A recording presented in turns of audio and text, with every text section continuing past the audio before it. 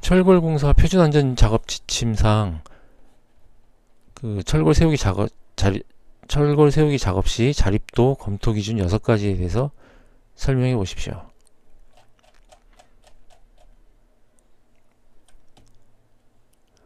네. 철골공사 표준안전작업 지침상 내력을 구조 안전의 위험이 커서 외압에 대한 내력을 설계에 고려되었는지 확인해야 되는 작업에 대해서 말씀드리겠습니다. 첫째, 구조물의 폭과 높이의 비가 1대4인 구조물. 둘째, 높이가 20m 이상인 구조물. 셋째, 연면적당 철골량이 50kg 평방미터 이하인 구조물. 셋째, 단면 구조에 현저한 차이가 있는 구조물. 다섯째, 기둥이 타이플레이트형인 구조물. 여섯째, 이음부가 현장 용접인 구조물. 이상입니다. 건설업 유해위험 방지 계획서의 작성 대상과 자체 심사 확인업체의 기준 및 확인 방법에 대해서 설명하십시오. 네, 건설업 유해위험 방지 계획서 작성 대상과 자체 심사 확인업체의 기준 및 자체 심사 확인 방법에 대해서 말씀드리겠습니다. 먼저 유해위험 방지 계획서 대상 공사는 첫째, 높이 31m 이상의 건축물 또는 인공구조물. 둘째, 연면적 30,000제곱미터 이상의 건축물. 셋째, 연면적 5,000제곱미터 이상의 문화집회시설, 판매시설, 운수시설, 종교시설, 숙박시설, 지하도 상가, 냉동 냉장 창고 시설입니다. 두 번째,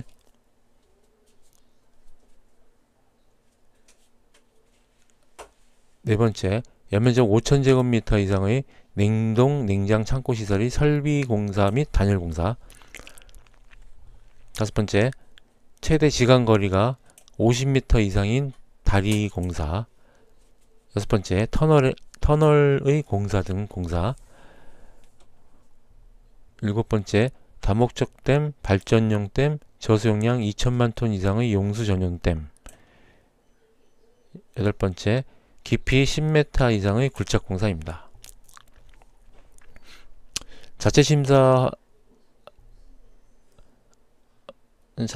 확인 업체의 기준은 첫째,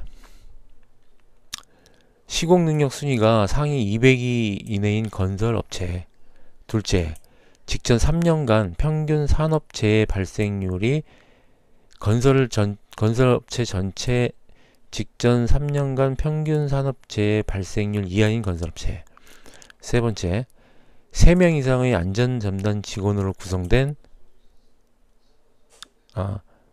세 번째, 1명 이상 안전관리자 자격을 갖춘 1명 이상이 포함된 3명 이상의 안전전담 직원으로 구성된 별도 조직을 갖춘 건설업체. 네 번째, 산업재해 예방활동 실적평가 점수가 70점 이상인 건설업체.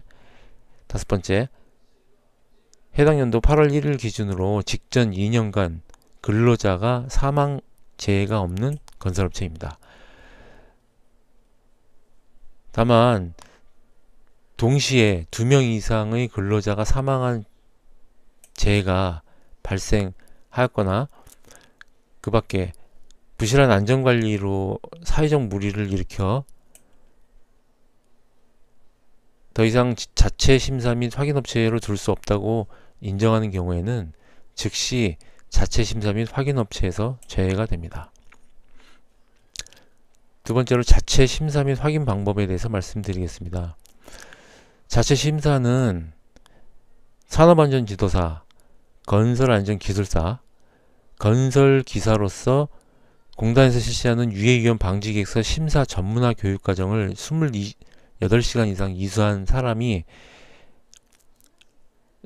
중 한 사람이 참여하여 자체 심사를 하여야 합니다. 또한 자체 심사를 실시한 사업주는 위험 방지 계획서 자체 확인 결과서를 해당 사업장에 갖추어 두어야 합니다. 이상입니다.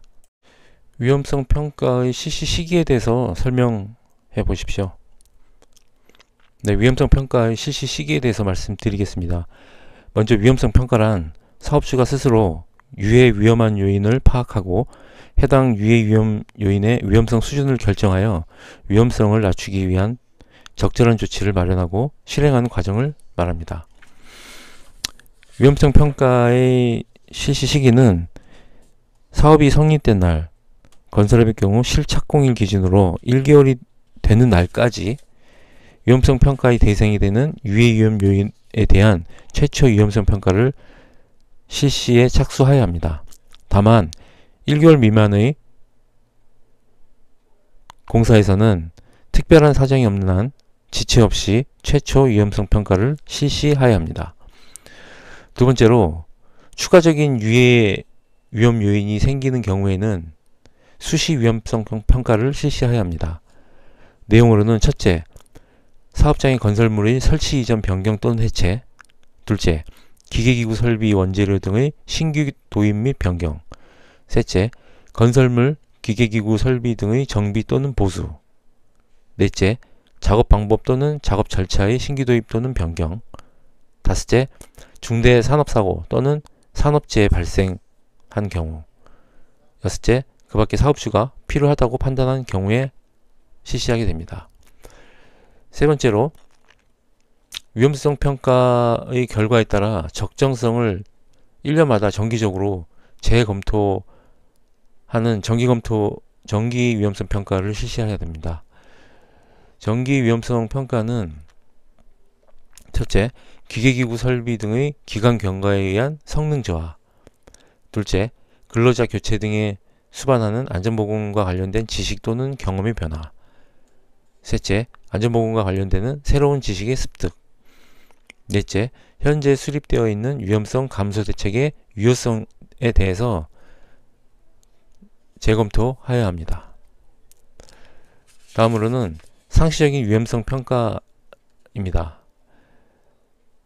먼저 상시적 위험성 평가를 하는 경우에는 수시평가와 정기평가를 한 것으로 볼 수 있습니다. 상시평가는 매월 1회 이상, 매주, 그리고 매 작업일마다 실시해야 됩니다. 매월 1회 이상은 근로자 제한제도 활용, 아차사고 확인, 작업과 관련된 근로자를 포함한 사업장의 순회점검 등을 통해 유해위험 요인을 발굴하여 위험성을 결정, 위험성 감소 대책을 수립 시행하는 것입니다. 둘째, 매주 단위로는 안전보건관리 책임자, 안전관리자, 보건관리자, 관리감독자 등 중심으로 해서 매월 실시한 위험성 평가에 대한 논의, 공유하고 이행사항을 점검하여야 합니다. 세 번째로 매 작업일마다는 매월 매주 실시한 결과에 따라 근로자가 준수해야 할 사항을 주의해야 할 사항, 준수할 사항을 작업 전에 안전점검 회의를 통해 TBM을 통해 공지하고 주지시켜야 합니다. 이상입니다. 위험성 평가의 절차에 대해서 설명해 보십시오. 네, 위험성 평가의 절차에 대해서 설명드리겠습니다. 먼저 위험성 평가란 사업주 스스로가 유해 위험을 파악하고 해당 유해 위험 요인의 위험성 수준을 결정하여 위험성을 낮추기 위해 적절한 조치를 마련하고 실행하는 과정을 말합니다. 위험성 평가의 절차는 첫째, 사전 준비. 둘째, 유해 위험 요인 파악. 셋째, 위험성 결정. 넷째, 위험성 감소 대책 수립 및 실행. 다섯째, 위험성 평가 실시 내용과 결과에 관한 기록 및 보존입니다. 다만 상시 근로자가 5인 미만인 사업장 건설공사의 경우 1억 미만인 경우에 사전 준비를 생략할 수 있습니다. 먼저 사전 준비 단계에서는 허용 가능한 위험성 수준을 판단을 하고 그 위험성 평가 실시 규정을 작성해야 합니다. 위험성 평가의 실시 규정에 내용으로는 평가의 목적 및 방법, 둘째, 평가 담당자 및 책임자의 역할, 셋째, 평가 시기 및 절차, 넷째, 근로자에 대한 참여, 공유 방법 및 유의사항, 다섯째, 결과의 기록 보존입니다. 다음으로 유해 위험 요인 파악의 경우에는 첫째, 사업장 순회 점검에 의한 방법, 둘째, 근로자의 상시적 제한에 의한 방법, 셋째, 설문조사, 인터뷰 등 청취 조사에 의한 방법, 넷째, 물질안전보건자료 등 안전보건자료에 의한 방법, 다섯째, 안전보건 체크리스트에 의한 방법, 여섯째, 그 밖에 사업장의 특성에 적합한 방법으로 유해 위험 요인을 파악해야 합니다. 다음으로 위험성 결정 단계에서는 허용 가능한 위험성의 수준인지를 결정해야 합니다. 다음 단계인 위험성 감소 대책 수립 및 실행 단계에서는 허용 가능한 위험성이 아니라고 판단한 경우에 위험성의 수준과 영향을 받는 근로자 수를 고려하여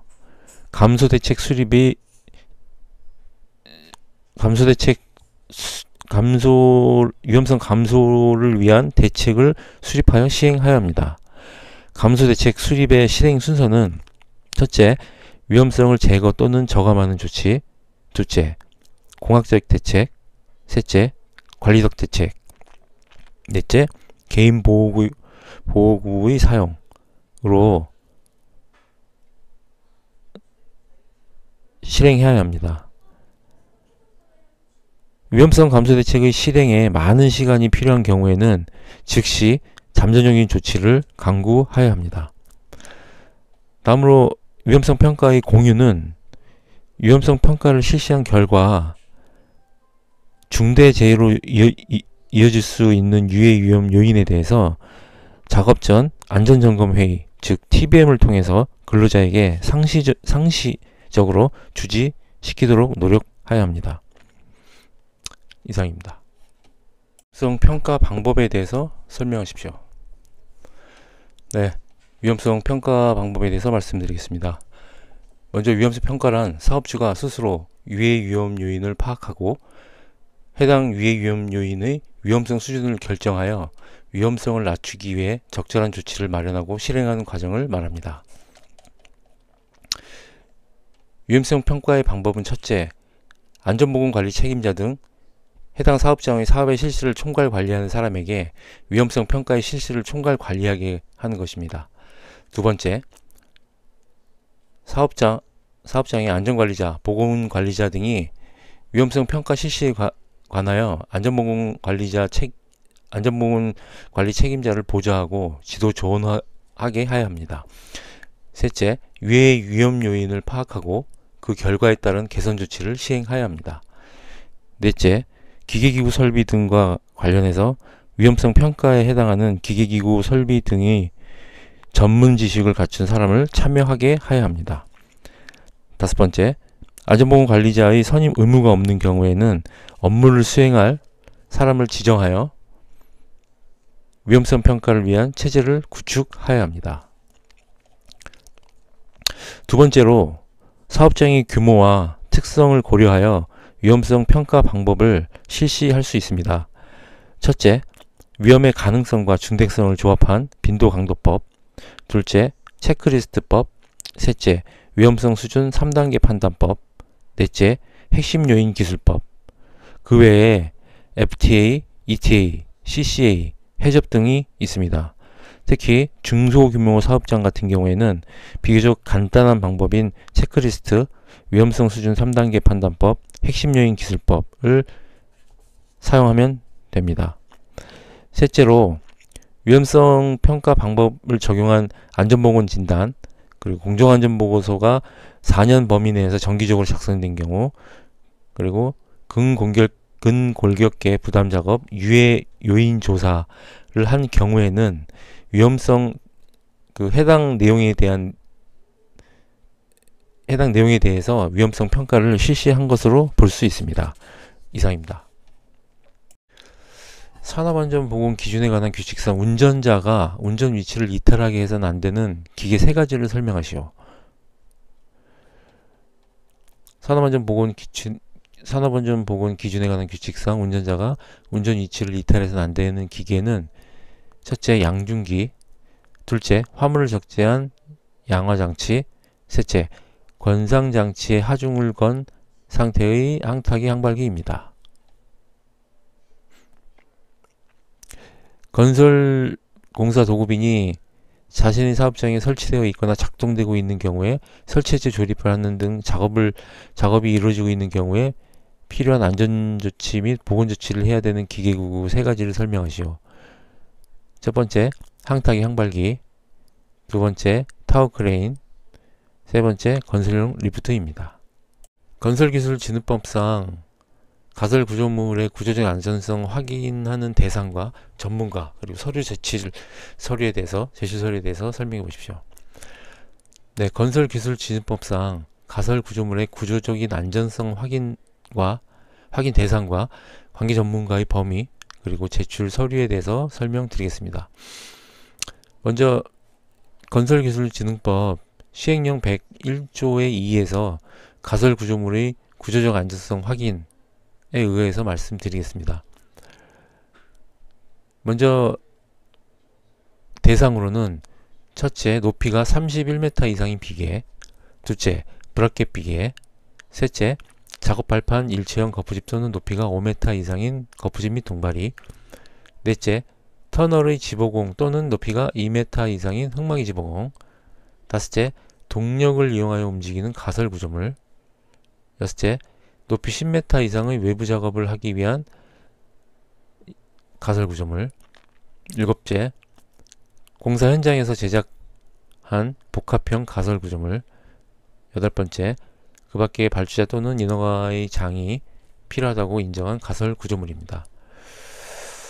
구조 안전성을 확인받아야 하는 관계 전문가는 기술사법에 따라 등록한 기술사로서 건축구조기술사, 토목구조기술사, 토질 및 기초기술사, 건설기계 기술사입니다. 제출 서류로는 첫째, 시공 상세 도면, 두 번째, 관계 전문가가 서명 또는 기명 날인한 구조 계산서입니다. 이상입니다. 산업안전보건 기준에 관한 규칙상 철골 작업의 위험 방지에 대해서 설명해 보십시오. 네, 산업안전보건 기준에 관한 규칙에 철골 작업 시 위험 방지에 대해서 말씀드리겠습니다.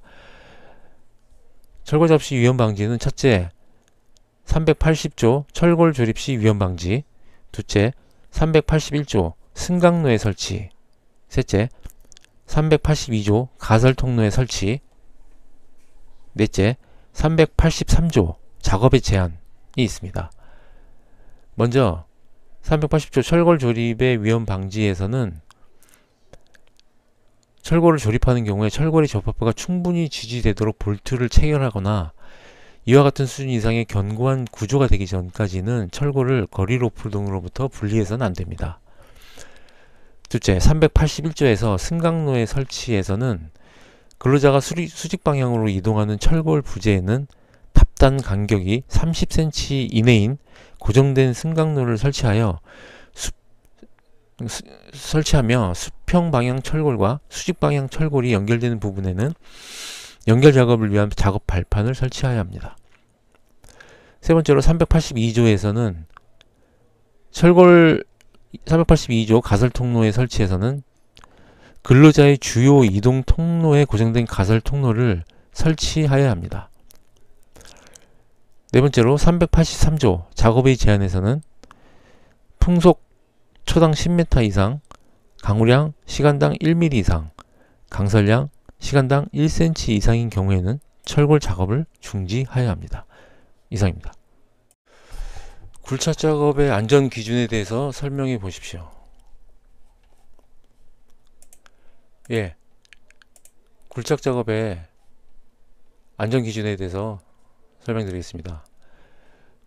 산업안전보건 기준에 관한 규칙 제339조의 굴착면의 붕괴에 의한 위험 방지, 340조의 굴착 작업 시 위험 방지, 341조 매설물 등의 파손에 의한 위험 방지, 342조 굴착기계 등에 의한 위험 방지가 있습니다. 먼저 339조 굴착면 붕괴에 의한 위험 방지에서는 굴착면의 기울기를 별표 11, 즉 모래의 경우 1대 1.8, 연암 및 풍암의 경우 1대 1.0, 경암의 경우 1대 0.5, 그 밖의 흙에 대해서는 1대 1.2의 기준에 맞도록 하여 하고, 설계도서상의 기울기를 준수하거나 기울기면의 붕괴 방지를 위해 적절한 조치를 한 경우에는 그렇지 않습니다. 또 비가 올 경우에는 축구를 설치하거나 굴착 경사면에 비닐을 덮어 붕괴 재해를 예방하여야 합니다. 340조의 굴착 작업 시 위험 방지에서는 흙막이 지붕의 설치, 방호망의 설치, 근로자의 출입 금지 등으로 위험 방지를 하기 위해 필요한 조치를 하여야 합니다. 341조 매설물 등 파손에 의한 위험 방지에서는 굴착 작업을 할 때 가설물의 파손 등에 의해 근로자가 위험해질 경우 해당 건물을 보강하거나 이설하는 등 위험 방지를 하기 위한 조치를 하여야 하고, 굴착 작업에 의해 노출된 매설물 등이 파손됨으로써 근로자가 위험해질 경우를 대비해서 해당 매설물에 대한 방호 조치 등을 하여야 합니다. 342조 굴착기계 등의 위험 방지에서는 굴착기계 등의 사용으로 가스도관, 지중전선로, 그 밖에 지하에 위치한 공작물이 파손되어 결과적으로 근로자가 위험해질 우려가 있는 경우에는 기계를 사용한 굴착 작업을 중지하고, 굴착기계의 운행 경로 및 토속 적재 장소의 출입 방법에 대해서 근로자에게 주지하여야 합니다. 이상입니다. 산업안전보건 기준에 관한 규칙사항 달비계와 달기구의 안전개수에 관해 설명하시오. 네, 산업안전보건 기준에 관한 규칙 달비계와 달기구의 안전개수에 대해서 설명드리겠습니다. 제163조 와이어로프 등 달기구의 안전개수입니다. 먼저 안전개수란 절단 하중값을 그 달기구에 걸리는 하중의 최대값으로 나눈 값을 말합니다. 첫째, 근로자가 탑승하는 운반구를 지지하는 달기 와이어 로프 또는 달기 체인의 경우는 안전개수는 10 이상. 둘째, 화물의 하중을 직접 지지하는 달기 와이어 로프 또는 달기 체인의 경우에는 5 이상. 셋째, 훅 샤클, 클램프, 리프팅 빔의 경우에는 3 이상. 넷째, 그 밖의 경우에는 4 이상으로 하여야 합니다. 211조 건상용 와이어로프의 안전개수는 5 이상으로 하여야 합니다. 이상입니다. 타워크레인을 자립구 이상으로 설치하는 경우에 타워크레인의 벽체 지지 방법과 와이어로프 지지 방법에 대해서 설명하십시오. 네, 타워크레인의 자립구 이상 높이를 설치하는 경우에 타워크레인 벽체 지지 방법과 와이어로프 지지 방법에 대해서 설명드리겠습니다. 산업안전보건 기준에 관한 규칙 제142조 타워크레인의 지지에 의거해서 말씀드리겠습니다. 타워크레인을 자립구 이상의 높이로 설치하는 경우에는 건축물의 벽체에 지지하도록 하여야 합니다. 다만 지지할 벽체가 없는 등의 부득이한 경우에는 와이어로프에 의거해서 지지할 수 있습니다. 먼저 타워크레인을 벽체에 지지하는 경우는 첫째, 안전인증에 따른 서면 심사에 관한 서류 또는 제조사의 설치 작업 설명서에 따라 설치해야 합니다. 둘째, 서면 심사 서류 등이 없거나 명확하지 않은 경우에는 국가기술작업법에 따른 기술사 또는 건설안전 분야의 산업안전 지도사의 확인을 받아 설치하거나 기종별 모델별 공인된 표준 방법으로 설치하여야 합니다.